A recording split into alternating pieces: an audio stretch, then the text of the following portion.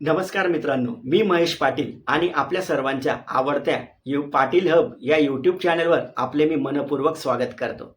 मित्रांनो, निवृत्तीनंतर हातात एक रकमी मोठी रक्कम आली की अनेकदा विविध गरजांसाठी ती खर्च होते. मग ते घराची दुरुस्ती असेल, मुलांचे शिक्षण असेल, वैद्यकीय खर्च असेल किंवा इतर कारणांमुळे काही वर्षात ती रक्कम कमी होऊ शकते. त्यामुळे पुढील आयुष्यात आर्थिक अडचणी निर्माण होण्याची शक्यता असते. ह्याच समस्येवर उपाय म्हणून पेन्शन फंड नियामक आणि विकास प्राधिकरण PFRDA यांचे नवीन रिटायरमेंट इन्कम स्कीम ARTS सुरू केली आहे. आपण बाजूच्या स्क्रीनवर लोकमत वृत्तपत्राची ती बातमी पाहू शकतोय. ARTS योजना का आणली गेली? अनेक निवृत्त व्यक्ती एक रकमी मिळालेली रक्कम काही वर्षात खर्च करतात आणि त्यामुळे पुढील आयुष्यात आर्थिक अडचणी निर्माण होऊ शकतात. ही समस्या टाळण्यासाठी निवृत्तीनंतर नियमित उत्पन्न मिळावे, तसेच बचत दीर्घकाळ टिकावी आणि आर्थिक सुरक्षितता वाढावी या उद्देशाने ही योजना सुरू करण्यात आली आहे. मित्रांनो, या योजनेत नेमके काय होणार आहे? तर आतापर्यंत निवृत्तीनंतर मिळालेल्या रकमेचा वापर कसा करायचा याचा निर्णय पूर्णपणे व्यक्तीवर अवलंबून होता. परंतु आता ही रक्कम हळूहळू काढता येईल, नियमित उत्पन्न मिळेल आणि उर्वरित रक्कम गुंतवणुकीत राहून ती वाढत राहील.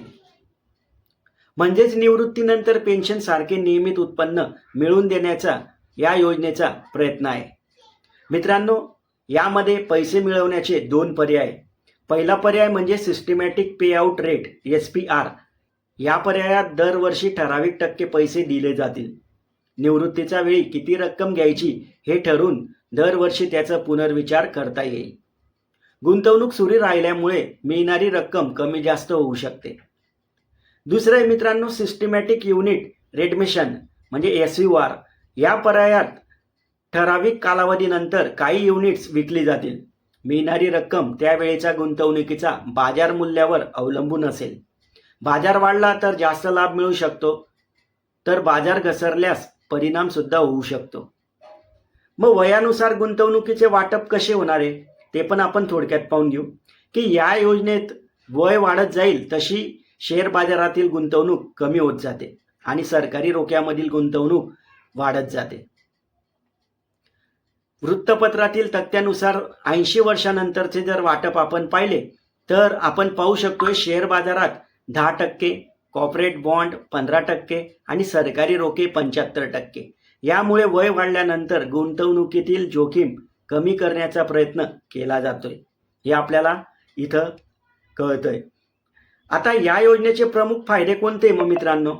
तर याचा प्रमुख फायदा आहे निवृत्तीनंतर नियमित उत्पन्न मिळू शकते. एक रकमी मोठी रक्कम लगेच खर्च होण्याची शक्यता कमी होते. उर्वरित रक्कम गुंतवणुकीत राहिल्यामुळे वाढीची संधी मिळते आणि वय वाढत असताना जोखीम कमी केली जाते. बचत अधिक काळ टिकून ठेवण्यास मदत होते. म्हणून मित्रांनो, ही नवी स्कीम मला वाटतं सरकारी स्कीम ही निवृत्ती वेतनासाठी तयार केली गेली असावी. मग याचा निष्कर्ष नेमका काय आहे? तर मित्रांनो, PFRDAची ही नवीन ARTS योजना निवृत्तीनंतर आर्थिक सुरक्षितता वाढवण्याच्या दृष्टीने महत्त्वाची मानली जात आहे. एक रकमी रक्कम खर्च होण्याऐवजी ती नियोजनबद्ध पद्धतीने वापरता यावी आणि दीर्घकाळ नियमित उत्पन्न मिळत राहावे, हा या योजनेचा आपल्याला मुख्य उद्देश दिसतोय. मित्रांनो, ही माहिती आपल्यासाठी किंवा निवृत्ती होणारे जे काही बांधव असतील त्यांच्यासाठी खूप महत्त्वाची. आणि व्हिडिओ जर आवडला असेल तर मित्रांनो लाईक करा, शेअर करा आणि पाटील हब या यूट्यूब चॅनलला सबस्क्राईब करायला मात्र विसरू नका. लवकरच आपण नवीन व्हिडिओसोबत भेटूया. तोपर्यंत धन्यवाद. जय हिंद.